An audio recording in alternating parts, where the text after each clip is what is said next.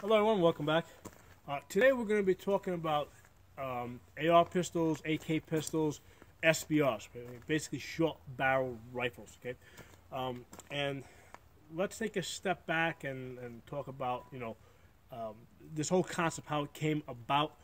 And basically, back in the 20s, the government prohibited alcohol. Okay, and as a result of that prohibition, we had a rise in organized crime, which created, gang wars, right? And because of these gang wars, we had the St. Valentine's Day Massacre, okay?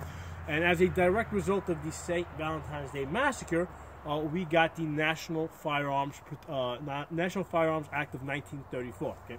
So the interesting thing there is that, the government takes away our rights, it results in more crime, and then the government then decides to take away more rights. So that's how that goes. Okay.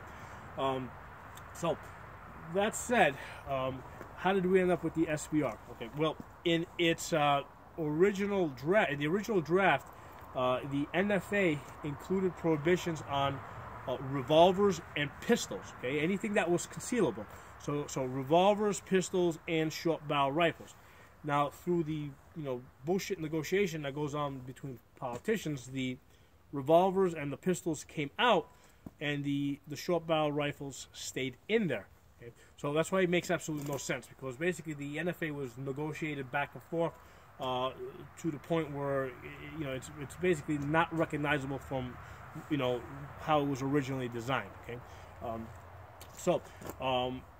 that's the reason why we have this prohibition these restrictions on short barrel rifles.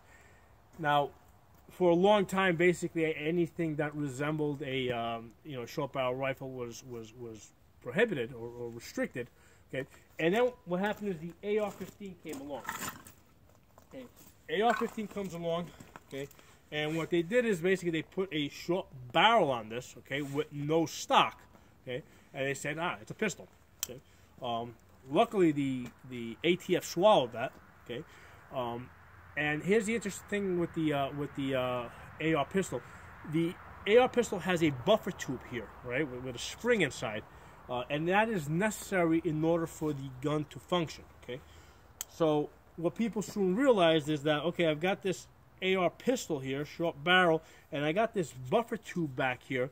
And this buffer tube, basically, I can brace that buffer tube against my cheek or even into my shoulder, and I can make this work like a short barrel rifle. Okay, and from that point, the interest in AR pistols and AK pistols grew. Okay, and especially after they invented the SIG brace, right? This forearm brace that you're supposed to put your forearm in there, but nobody does.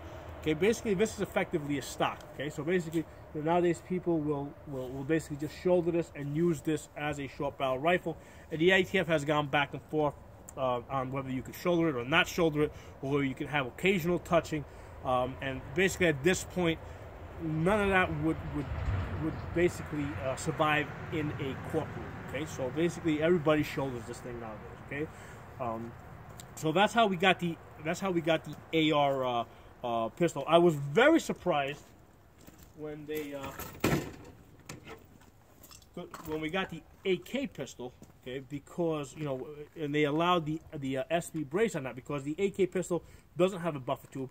It does not need anything back here to function, and they allowed this, and now basically we have AK pistols, which is awesome. Okay, so that's how we have this. That's how this came to be. Now let's talk about, other than the novelty of being able to work around the NFA rules, is there any benefit? Is there any purpose to having an AR or AK pistol? Okay, and the first thing that people will usually put out there is usually, well, you can because the barrel is shorter, you can put a sound suppressor on it.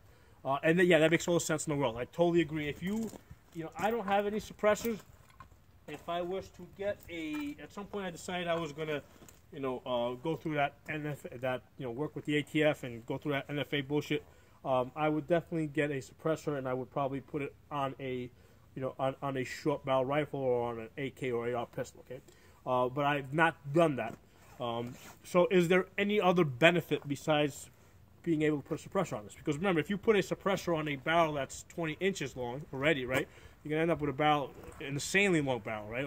Or even if you put it on a 16-inch AR, right? You got a 16-inch AR here. Right? If you put a suppressor on this, okay, now all of a sudden this thing goes out to, 22, 24, 26 inches. And you get a lot of weight out front. Okay, so having a short barrel and a suppressor makes a lot of sense. Okay, now are there any other benefits? Okay, now the second thing that people would usually bring up is close quarter combat, and does that make any sense? And my thoughts on that are not really. Okay, and the reason is because we do have techniques.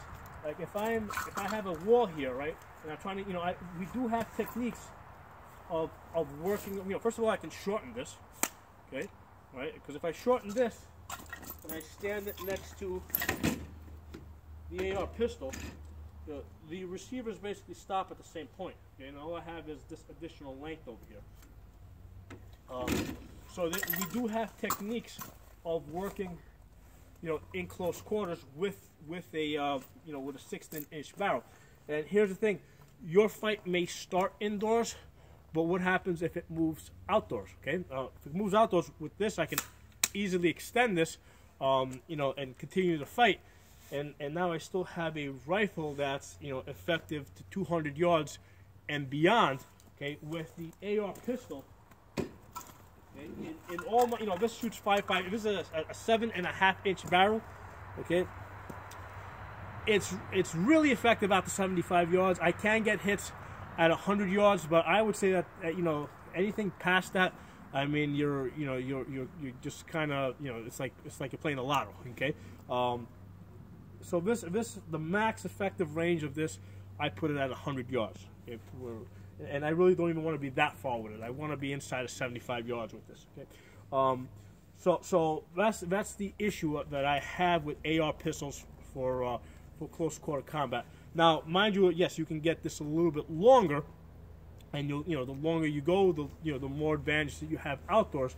But I think that you're just better off using a standard 16-inch barrel on an AR, with the 5.56 caliber. Now, people will use other calibers like 300 Blackout. Okay, and here's the thing: if you use the 300 Blackout, now basically you're paying 3 times as much for your ammunition. And the question becomes, well, are you going to practice as much? Okay, so that's a consideration. Now, another option is the AK pistol. Okay, because the AK pistol shoots the 7.62 by 3.9. This is an 8.5-inch barrel, and basically this gun, I get like the 7.62 by 3.9 gets a much faster burn. Okay, so at 100 yards, I'm still getting like 6-inch groups with this AK pistol. Okay, now mind you, the barrel stops there. This is a linear compensator, right? They call it a booster on this, and the purpose of this is to directly blast downrange because AK pistols, AR pistols, are insanely loud, and so loud that especially if you fire this indoors, I mean you're gonna go. It's not that you're just gonna go deaf. You're gonna be bleeding out of your ears. Okay. So AK pistols, AR pistols are insanely loud. Now on the AK pistol, the linear compensators I don't think have been developed as much, and basically this AK is it sounds like even with the linear compensator, it sounds like you're shooting a 308 and you've got a muzzle brake on it directing the noise backwards. Okay, so that's how loud this thing is.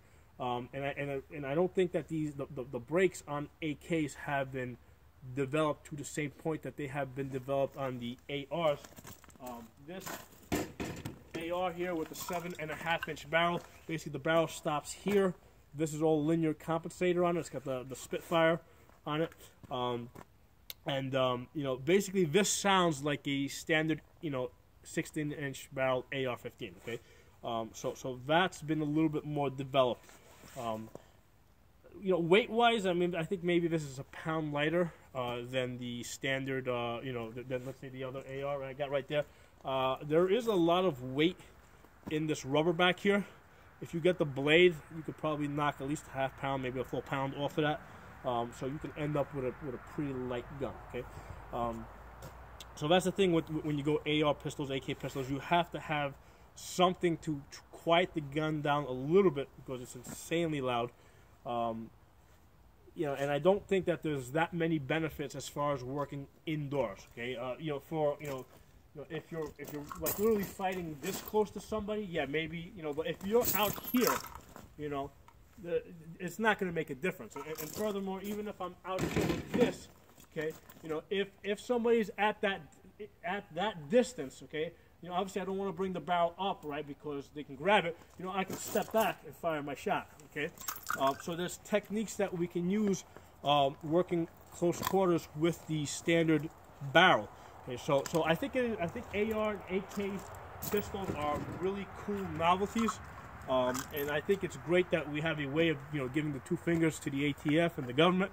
But I don't think it offers that much of a benefit in close quarters. Okay, so there are my thoughts on that. If you guys have anything to add, put in the comment section. I'll look at everything, and I'll give you my thoughts. And you guys may think of something that I haven't thought of. I'll talk to you guys next time.